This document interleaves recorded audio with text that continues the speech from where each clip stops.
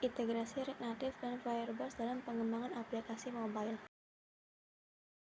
Firebase adalah layanan back-end milik Google yang menyediakan berbagai fitur pengembangan aplikasi seperti authentication, real-time database, cloud restore, cloud storage analysis, dan cloud messaging.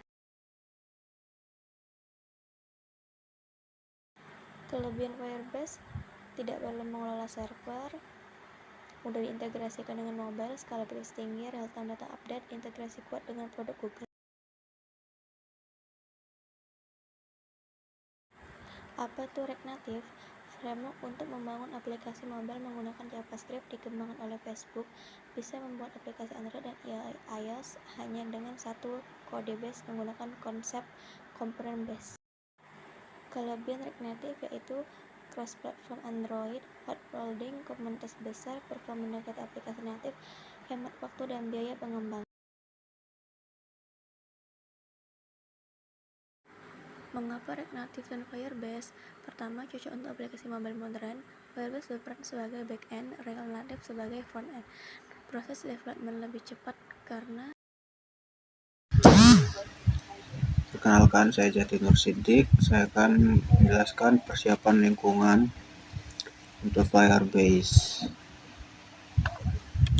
Untuk yang pertama, kita melakukan instalasi Node.js terlebih dahulu.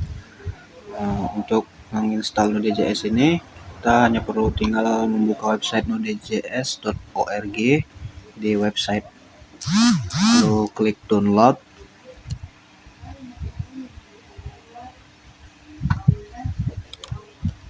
Lalu setelah itu kita cek instalasi melalui cmd command prompt dengan mengetikkan node spasi garis v dan npm spasi garis v. Setelah itu kita melakukan instalasi expo.cli. Kita melakukannya di cmd juga dengan perintah npm install spasi garis g spasi expo garis cli. Lalu tunggu hingga selesai. Setelah selesai menginstal expo.cli, kita create new project dari cmd juga dengan perintah expo init firebase app. Setelah itu cd firebase app, lalu npm start. Bab 4. Analisis dan pembahasan. Analisis penggunaan fitur Firebase dalam aplikasi. Yang pertama itu ada Firebase Authentication yang menggunakan email dan password login. Fitur ini digunakan untuk memungkinkan pengguna masuk ke dalam aplikasi melalui login screen.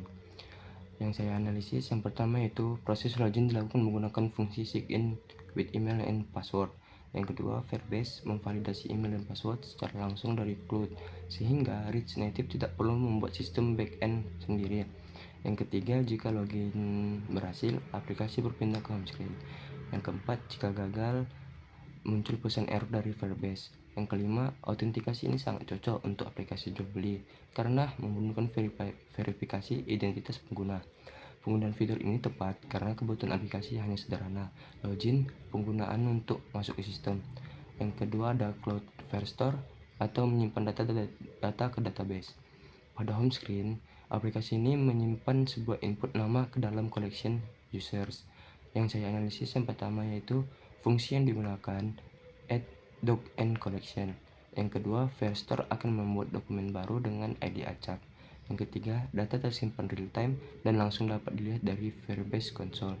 Yang keempat, struktur NoSQL Firestore sangat sesuai untuk aplikasi sederhana seperti contoh menyimpan nama pengguna. Penggunaan fitur ini efisien karena sangat mudah diintegrasikan dengan React Native Expo dan tidak menggunakan API server tambahan. Selanjutnya ada kelebihan dan kekurangan. Yang pertama saya bahas ada kelebihan. Kelebihan dari analisis yang saya dapat ini yaitu mudah diintegrasikan. Yang kedua, proses login cepat dan stabil. Yang ketiga, penyimpanan data sederhana dan real time. Yang keempat, mendukung pengembangan cepat. Yang kelima, tidak memerlukan server sendiri. Adapun kekurangannya yaitu satu, ketergantungan penuh pada internet. Yang kedua, error mudah terjadi jika konfigurasi salah. Yang ketiga, Expo memiliki batasan. Yang keempat, Firestore akan membuat dokumen baru setiap simpan. Yang selanjutnya ada permasalahan yang pernah muncul dan solusinya. Masalah pertama, tidak bisa login ke Firebase. Penyebabnya, user belum ditambahkan ke Firebase Authentication. Yang kedua, email atau password tidak cocok.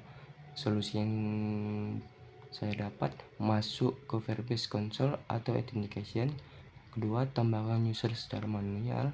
Yang ketiga, aktifasikan metode email password di halaman Authentication.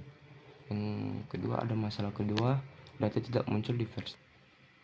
Kemungkinan penyebabnya, yang pertama, Firestore belum diaktifkan. Yang kedua, konfigurasi Firebase salah. Solusinya, yang pertama, aktifkan Firestore melalui Firebase Console. Yang kedua, pastikan konfigurasi Firebase benar pada file. Yang ketiga, gunakan struktur kode sesuai contoh yang diberikan. Masalah ketiga, aplikasi tidak terhubung karena konfigurasi salah. Penyebabnya, APK salah tempel. Yang kedua, tangkap konfigurasi Firebase tidak lengkap. Solusinya, salin semua konfigurasi dari Firebase Console ke web aplikasi.